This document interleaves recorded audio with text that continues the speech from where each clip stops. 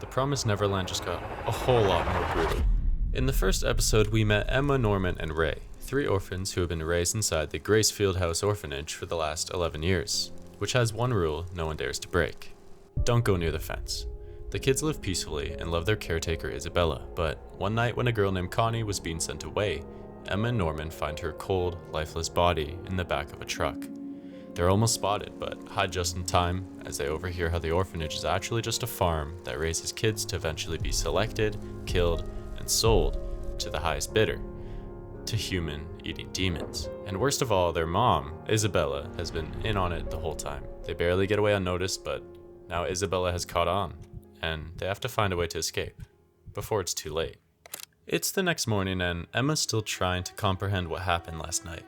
Norman comes in acting normal, saying, "Good morning," and walks up to her, discreetly saying, "Come on, smile." And he's right, but you must be trolling if you think I can smile right now. Later that day, we hear them talking. Norman is reminding Emma that they have to act like nothing happened. Assuming Mom found the bunny they left behind, she'll be trying to find out who was there. Emma's worried, saying Mom doesn't show it on her face at all. She's just acting so normal like nothing happened.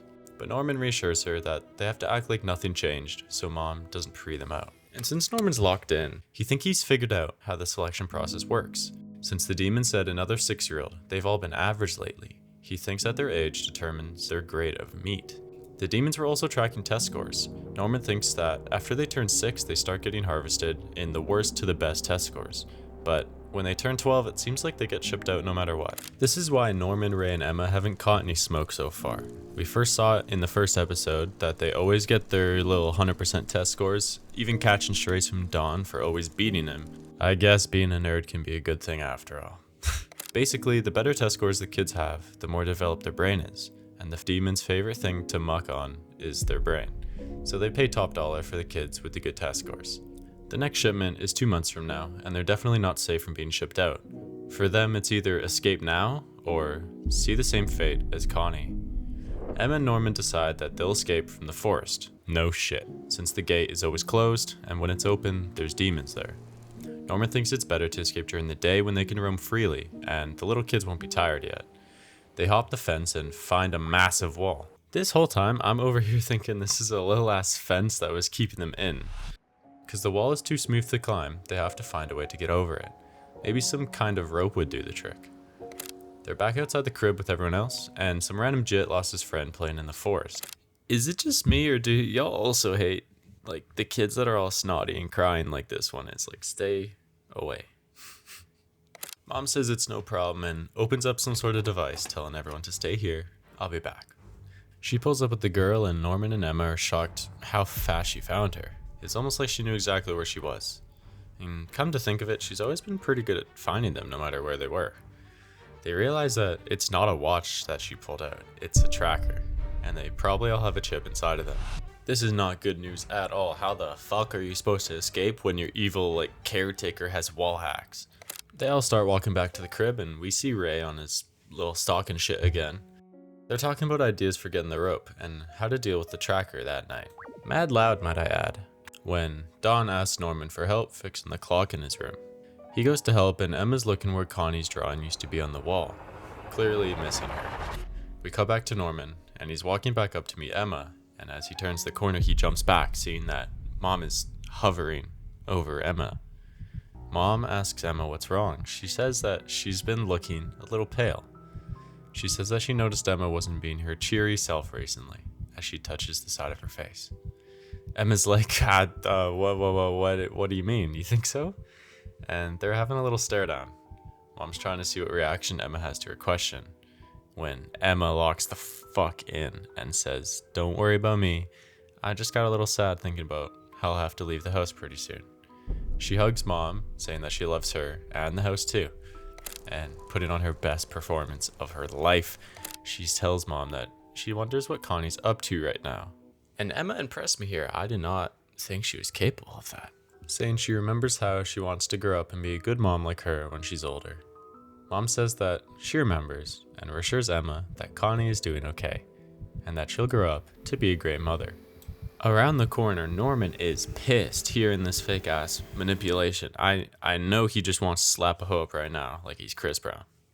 There's tension in the air, and Mom's suspicious of Emma, and Emma pretending like she doesn't know anything. When my favorite character comes in with impeccable timing, ringing the bell saying, "Food's done, y'all can wrap up whatever you're doing, I just want to eat." Now, I don't need to see any more. I'm fully convinced Isabel's pure evil, like a descendant of the devil himself. Since we know the truth about the orphanage, the way that she just like stone cold lies and gaslights, it just truly shows how sick she is. Like, imagining how many other times she would have had to do this to every kid here. Keeping up this facade is just so second nature to her. Like, no matter how caring she acts towards these kids, she never actually cares like for them. They're just product in her eyes, which is crazy because, like, aren't you a human too? They run down for dinner when Mom stops Norman and Emma, asking them, "Did you two go to the gay last night?" Well, shit. They lie straight out of their ass saying, "Of course not, that's against the rules," and ask her why she's wondering, like, bro, get the fuck off my case. Mom deflects the question and says, "As long as you didn't go," faking a smile as they go down for dinner. At the bottom of the steps, they literally collapse after holding it together during that interaction. They pull it back together as they leave, and Ray shows up again, watching them go. There's definitely something going on with Ray here, I don't know what it is. That night they meet in the hallway and Norman picks a lock to get into some sort of storage room. Cue the next day, they're back at the wall and we find out they broke into the room to steal spare tablecloths and make a rope out of them.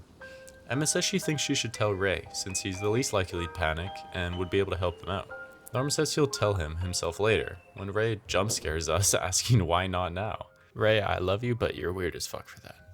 Turns out he followed them and he figured something happened at the gate that night they went to give Connie her bunny, since they've been acting weird ever since. He's frustrated, demanding them to tell him what happened, and they're like, you got me, partner, I guess we have to now.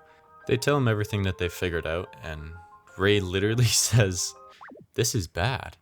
Like, damn, this is not the time to be aura farming. Right after you find out everyone's being farmed for meat, this is not the appropriate reaction, I can't lie. But Ray's on board with their plan to escape, and that they should narrow it down to only those who can make it.